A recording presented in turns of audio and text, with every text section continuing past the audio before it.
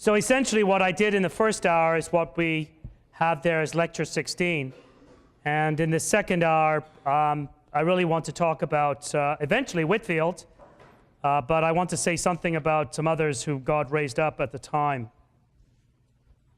1735 is probably the date in which there is this turning to God on a significant level, in which God raises up a number of preachers. There are two critical factors, I think, in the revival of the 18th century, which we call the Great Awakening, if you look at it from America's point of view. In England, it's called the 18th century evangelical revival. The two key factors are, number one, this issue of prayer, and number two, preaching. And the whole idea that some would argue today that preaching is an outmoded mode of communication, it no longer is a vehicle that God uses to connect with people. Well, you could easily have said that in the 18th century. Most people in the lower echelons of British society were not literate. They weren't readers. They had many of the people who the gospel reached, that Wesley reached, had no knowledge of church. They didn't go to church. They're all unchurched. They spent their days in sin and drink. And yet, what reaches them is the same theology and preaching of that theology that God had used in the Reformation, that He'd used in the Puritans, and then that He used in Whitefield and the Wesleys. There were signs before the 1735 of what God was going to do. Probably the initial sign is what takes place in Germany, interestingly enough, among the Moravians. In August of 1727, there is what historians have called the Moravian Pentecost. The key Moravian leader is a man named Nicholas von Zinzendorf. German, obviously, by a name like that, and the von tells you. Born in 1700, he dies in 1760. He could never remember a day that he didn't love the Lord. He would later talk about how his conversion probably took place when he was 3, maybe 4 years old, at a time really that he didn't remember, which is probably accurate. He grew up in a pietist home. He grew up among a family that was determined to live out their biblical beliefs. He inherited at a very young age huge wealth, huge estates, which he would be able to use for the gospel, because in the late 17 teens, early 1720s, there is enormous religious ferment going on in Europe. You have the results that have been seen in France. Louis XIV has been able, quote unquote, to cleanse his nation from the point of view of the Roman Church of the Protestant heretics. That emboldened Catholics throughout Europe to begin to do the same. And to make sure that these things happened, often the Roman Church would send in the defenders of the faith, who are the Jesuits. And so you have a number of places in Central Europe, places like Bohemia, Bavaria, where you have a significant pushback by the Roman Church into Protestant territories. In some cases, it caused war. In some cases, what you have is major dislocation of people groups who are forced out of their land and their homes because of their religion. And so it is in the 1720s, a large number of people from what is now the Czech Republic, Bohemia, are forced out of their lands by the controlling power, which is the Austrian Empire. Catholic. And these people end up searching, trying to find a place to settle, and they find Nicholas von Zinzendorf, and they settle on his lands. These people are the spiritual descendants of Jan Hus. They go all the way back. Their churches go all the way back pre-Reformation. They go back to early 1400s, and they know that history, and they're proud of it. And so they find themselves now dislocated. They find themselves on the lands of Zinzendorf. Zinzendorf opens his lands to all kinds of religious refugees. The problem is that some of these refugees find themselves at odds with each other theologically. The Moravians are Lutheran. Zinzendorf's Lutheran, but some of the refugees who come are Calvinists. And Calvinists and Lutherans don't get along. And during the 1720s, Zinzendorf's trying to build some sort of community, and these people are at each other's throats. There's about 7,000 of them, the religious refugees, who he settles on his lands. And so it is in 1726, a number of them decide, maybe we need to give ourselves to prayer. They will establish a prayer meeting that will go around the clock, 24 hours a day, 7 days a week, 52 weeks a year. It'll last for over 100 years. And it goes well into the 1800s. It'll eventually become the kind of motive power behind the missions of the Moravians. At this point, though, they're praying that God would unite them, would do something in their midst, fresh and new, and help them to live with each other. And, at a Lord's Table event, at the event of the Lord's Supper in August of 1727, what the Moravian historians will eventually describe as our Pentecost. There is this melting, if I can use that language. That's very good 18th century language. This melting together of hearts, this welding together of these men and women who'd been at each other's throats. And God brings out of this event what we call the Moravian Church. The Moravians have certain theological problems. Zinzendorf had this weird idea at times of talking about the Holy Spirit in female terms. He would talk about our mother, the Holy Spirit. And so sometimes there are theological issues that are odd. But what cannot be gainsaid is that he developed a passion for the gospel spread. And it started in the early 1730s, a few years after the Moravian Pentecost, when a slave who had escaped from the Caribbean made his way to the court of the King of Denmark, an African who had been enslaved. He meets Zinzendorf. I don't know how they communicated. Zinzendorf could speak German and Latin. It's unlikely the slave spoke either. But somehow they communicated. And the man pled with Zinzendorf, will you not do something for my people in whatever the island was in the Caribbean? And Zinzendorf came back to the community with this burden on his heart.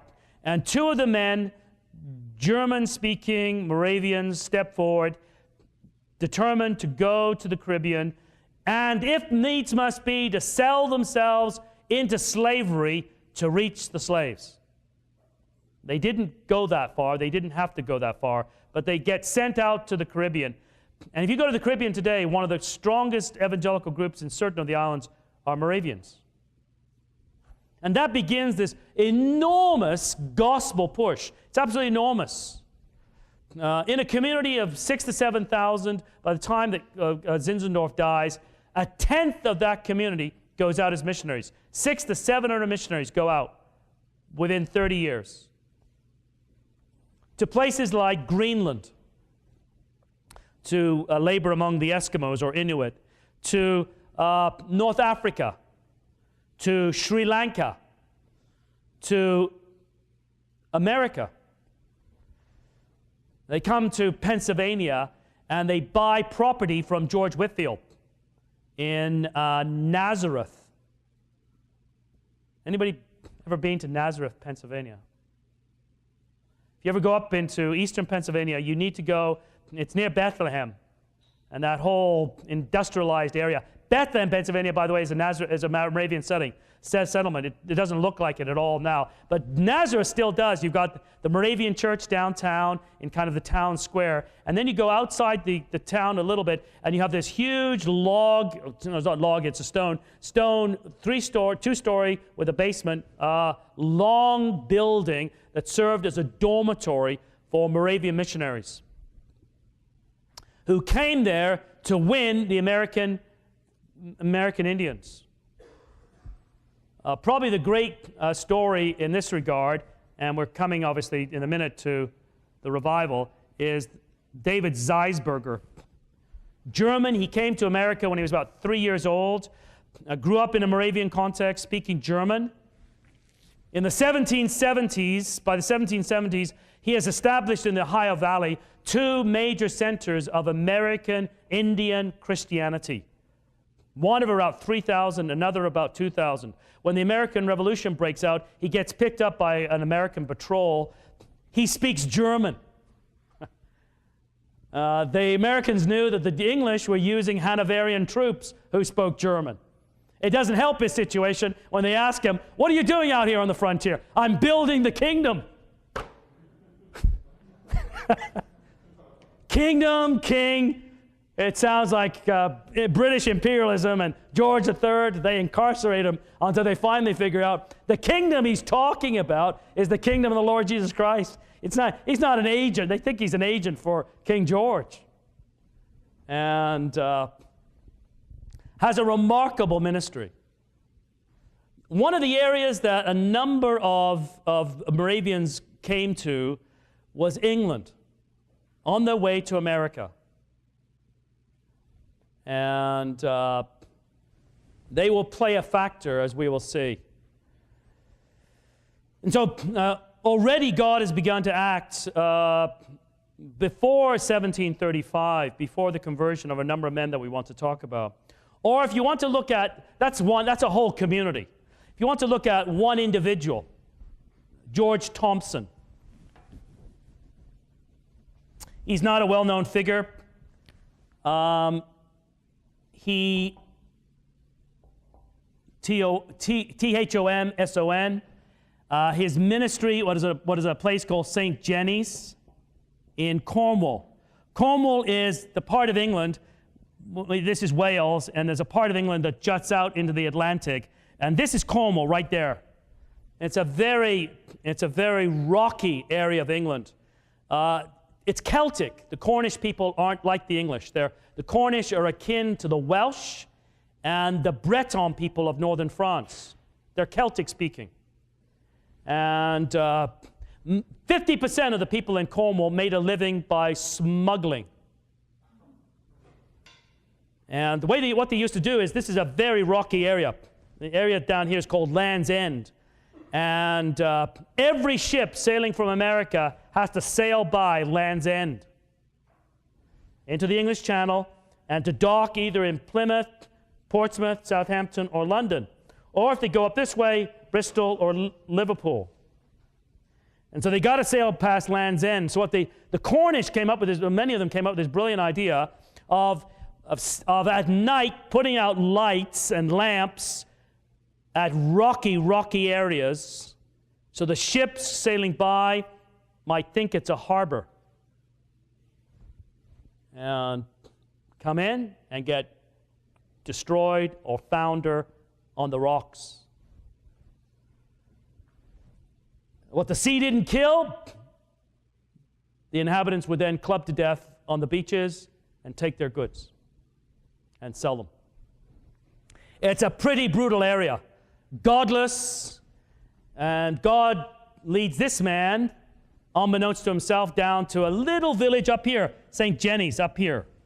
Windswept, the church is on the top of a craggy cliff. He went to Oxford, he went up to Oxford. Why did he go to Oxford? Because he wanted to become a minister in the Church of England. Why did he want to become a minister in the Church of England? Because it's a great life, right? All you have to do is turn up Sunday morning, you got the Book of Common Prayer, you read the prayers, you go through the whole thing. 5 minutes, you got to give him a homily, just ramble off a few thoughts. The rest of the week's yours. So he used to regularly play cards, drink, whatever. Now and then he'd have to bury somebody or marry somebody, but it's a great life. He's got a free house, he's got a housekeeper comes in, he's got all of his expenses paid for. It's a great life. Around 1733, 2 years before the turning point that I would identify, he has a dream one Saturday night. In the dream, he has died.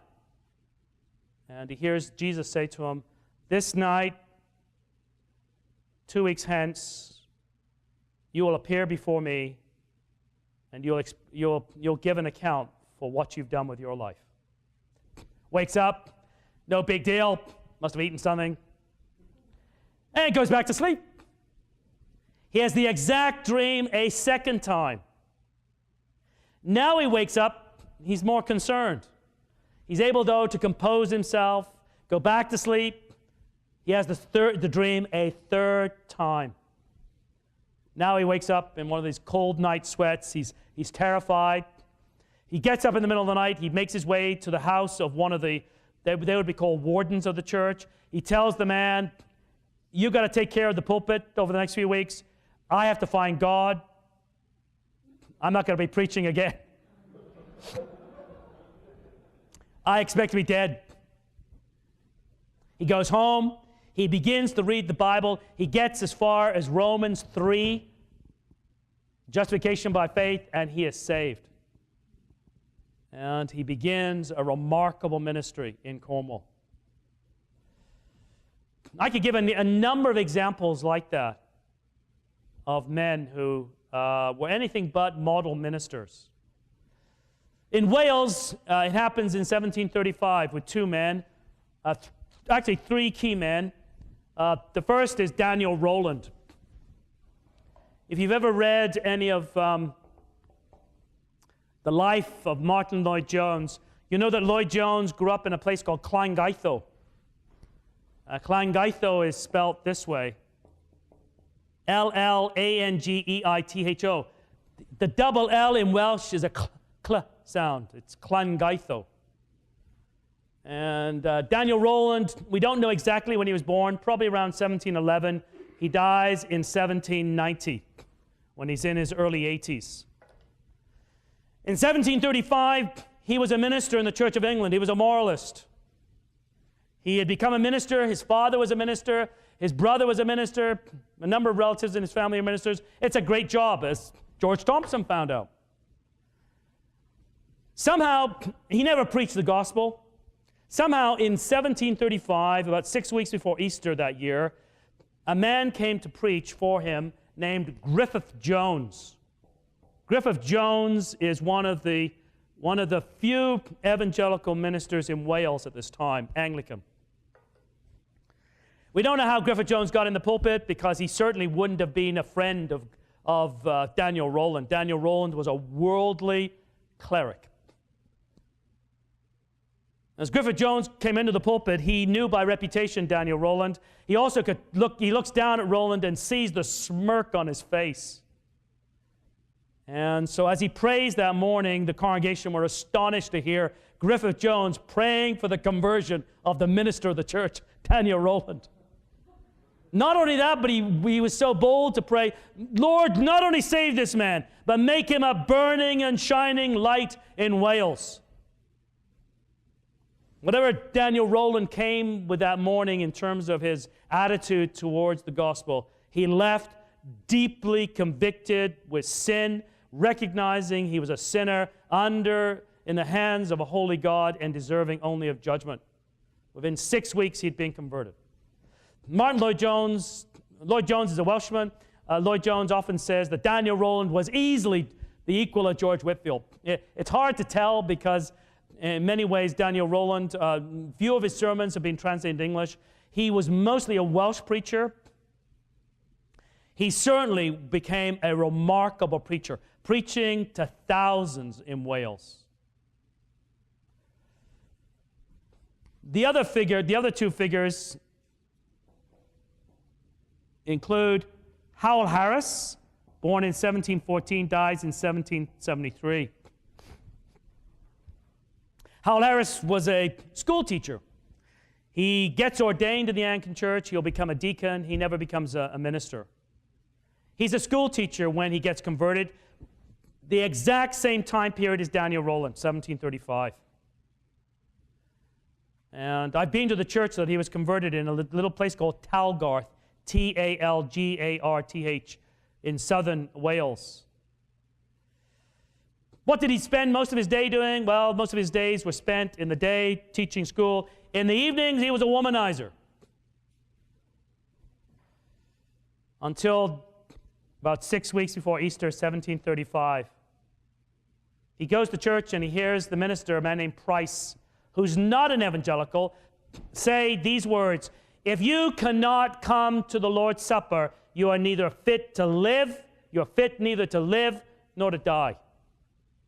And God uses that to drive home into Hal Harris's heart. He is not fit to come to the Lord's table.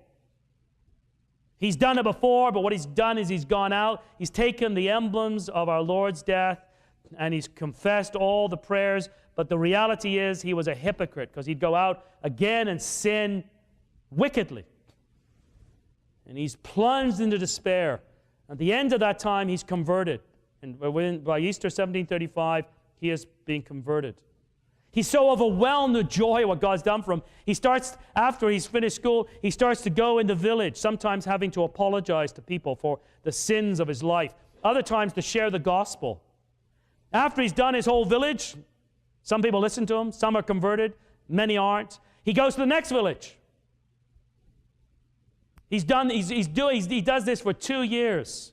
Sometimes he's getting home at midnight. He's got to get up at 5 or 6 to get his lessons ready for the day in school. Often what does he eat during the day? He leaves school. As soon as he's finished school, off he goes. Sometimes he doesn't have dinner. All he'll have during the day is maybe an apple. He does this for 12 years. After 2 years, the board of governance of the school basically tell him, look, what are you, a school teacher or a preacher? You can't do both. And so he gives up being a school teacher and becomes an itinerant preacher. And he will push his body. He'll eventually have a complete breakdown. And the way he pushes himself is not necessarily a model, but it gives you some idea of just the absolute joy that filled him. It was Hal Harris one time when John Wesley was preaching. There were a number of brothers at the back of the church. It was a church about this size. And a number of these brethren, Welsh brothers, the Welsh are very emotional. They begin to jump up and down. They're known as the Welsh jumpers. This is true. And these guys would appear sometimes, you know, when there was an overwhelming sense of the presence of the Spirit of God. These guys would start to get up and they'd jump. And Wesley's a very English, and even though he's longing for revival, he wants to hold the emotion in. And so he stops preaching and tells the guys, stop jumping or I'm not going to keep preaching. It's your choice.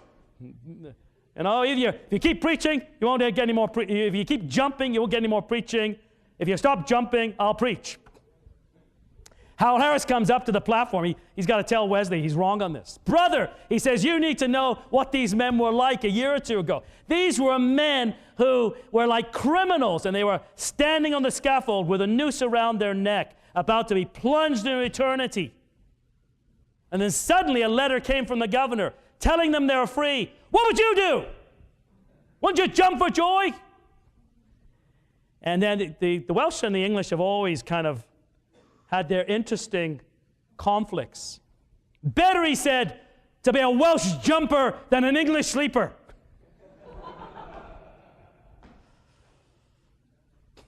The other man who was converted at this time is William Williams Pantycelyn. If you know anything about the founding of our school, you'll know that one of the founders, the 4 founders, is William Williams. Somebody has joked, no offense here if you're Welsh or you got Welsh background, somebody has joked that the Welsh have a limited number of surnames. They're Williams and Evans and Hughes and Thomas, and that's about it. And there are all kinds of William Williamses in Welsh history. And he died in 1791.